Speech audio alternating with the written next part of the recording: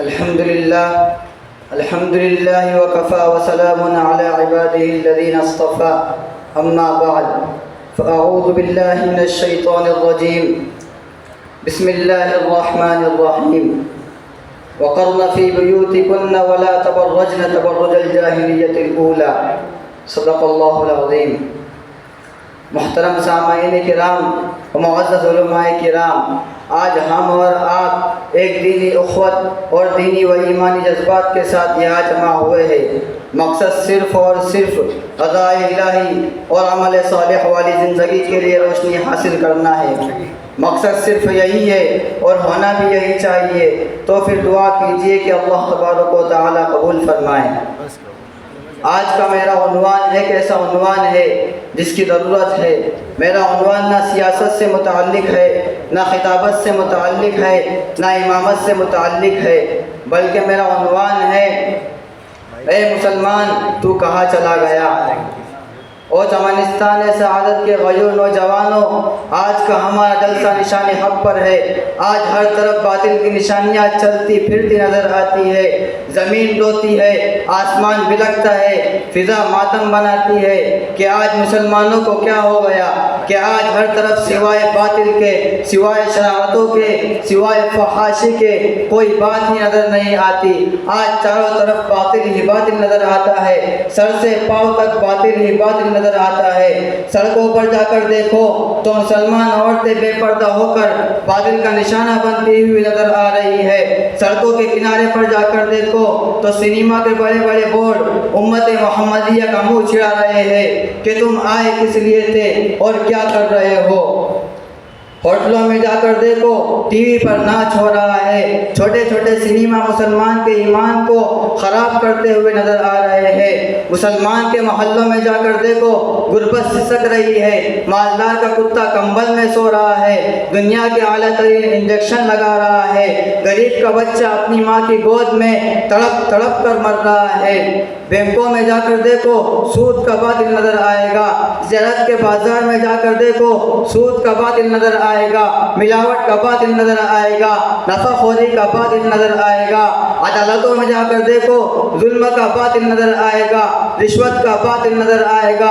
حکومتوں میں جا کر دیکھو ناانصافی کا باطل نظر آئے گا، بزدلی کا باطل نظر آئے گا، غیبت کا باطل نظر آئے گا۔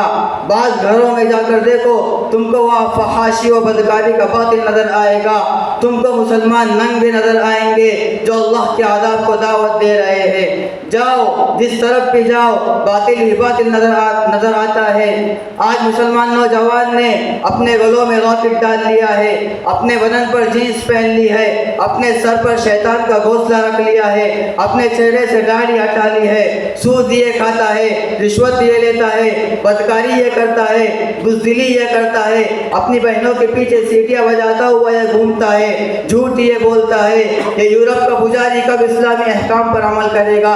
یہ امریکہ کا پجاری کب داڑھی رکھے گا؟ مسلمانوں، زمین پر ایسا ظلم نہیں ہوا تھا، آسمان نے میرے اور تیرے جیسے بے غیرت کو نہیں دیکھا تھا، زمین نے میرے اور تیرے جیسے نکمے کو نہیں دیکھا تھا۔ کافر تو ہم کو چیلنج دے رہا ہو اور مسلمانوں کی طرف سے کوئی جواب دینے والا نہ ہو۔ ابھی سے کیوں چھلکتے ہیں تمہاری آنکھ میں آنسو، ابھی سے کیوں چھلکتے ہیں تمہاری آنکھ میں آنسو، ابھی چھیڑی کہا ہے داستان درد دل میں نے۔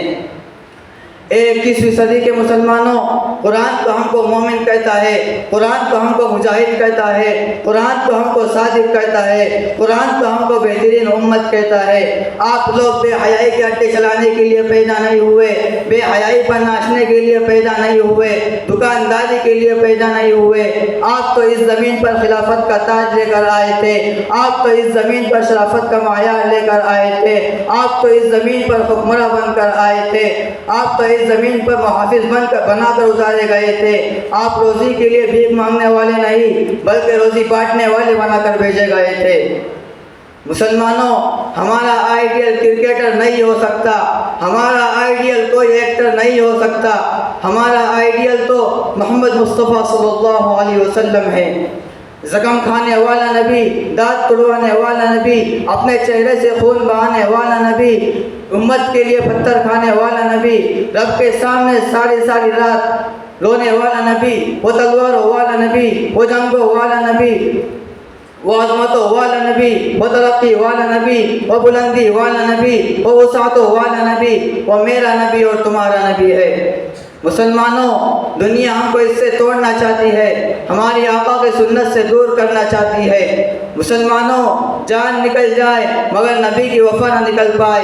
یہ تن کے گورے من کے کالے ہم کو ہمارے نبی سے توڑنا چاہتے ہیں، ان کی شکل و صورت کو چھیننا چاہتے ہیں اور ہمارے نظام کو بگاڑنا چاہتے ہیں۔ دنیا والوں، اگر ہم ہمارے نبی کی سنت پر عمل کرنے کی وجہ سے پاگل ہیں تو ہم مرتے دم تک پاگل ہی رہیں گے انشاءاللہ تعالی۔ آج جب اسلامی معاشرے کی جانب طائرانہ نظر ڈالتے ہیں تو ہمیں کیا نظر آتا ہے؟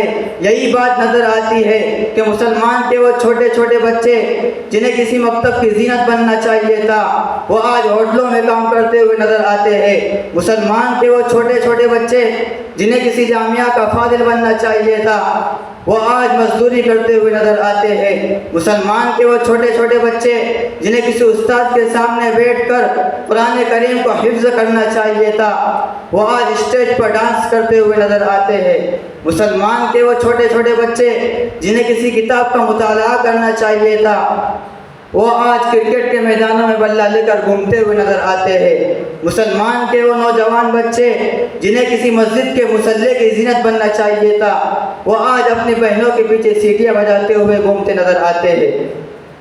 یہی وجہ ہے کہ آج مسلمان نوجوان اسلامی تہذیب سے دور ہوتا چلا جا رہا ہے۔ آج مسلمان نوجوان نمازوں کے لیے مسجدوں سے دور ہوتا چلا جا رہا ہے۔ اے مسلمان نوجوان، تو کہاں چلا گیا؟ تو دین اسلام کے دروازے کا محافظ تھا، تو اپنی بہنوں کے دامن عفت کا محافظ تھا، تو کعبہ کا نگہبان تھا، تو قرآن کریم کا حامی تھا۔ تجھ کو تو کتے اٹھا کر لے گئے، تجھ کو تو نبی کی سنت اچھی نہیں لگتی، تجھ کو تو صحابہ کرام کے اخلاق اچھے نہیں لگتے، تجھ کو تو اکابر کے طریقے اچھے نہیں لگتے، تجھے تو اسٹیج پر ڈانس کرنے والوں کا لباس اچھا لگتا ہے، تجھے تو کرکٹ کے میدانوں میں ناچنے والوں کے چہرے اچھے لگتے ہیں، تجھے تو بے حیائی پر ناچنے والوں کے ننگے ڈانس اچھے لگتے ہیں۔ خدا را، اے نوجوان، تو کہاں چلا گیا؟ تو آ جا، توبہ کا دروازہ کھلا ہے، توبہ کر لے۔ اللہ تعالیٰ فرماتے ہیں انہ هو الغفور الرحیم، ان اللہ تواب الرحیم۔